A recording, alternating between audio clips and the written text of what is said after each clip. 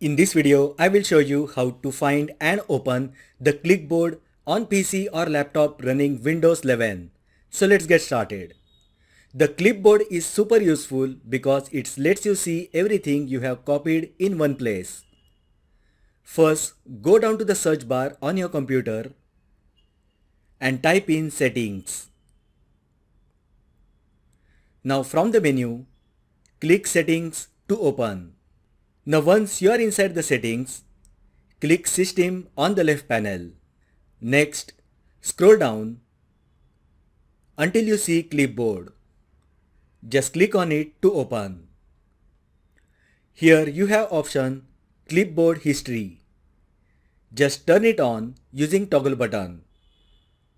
Once that's done, here is how to open the Clipboard history.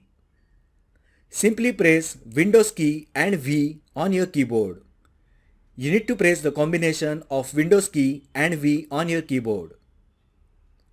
At first, you might see nothing, or maybe just one copied item.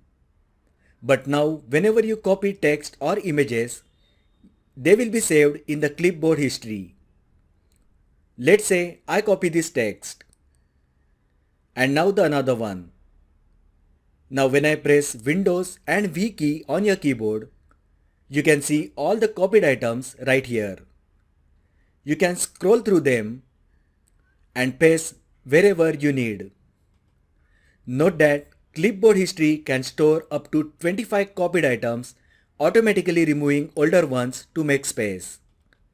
You can pin items in your Clipboard history to prevent them from being removed automatically.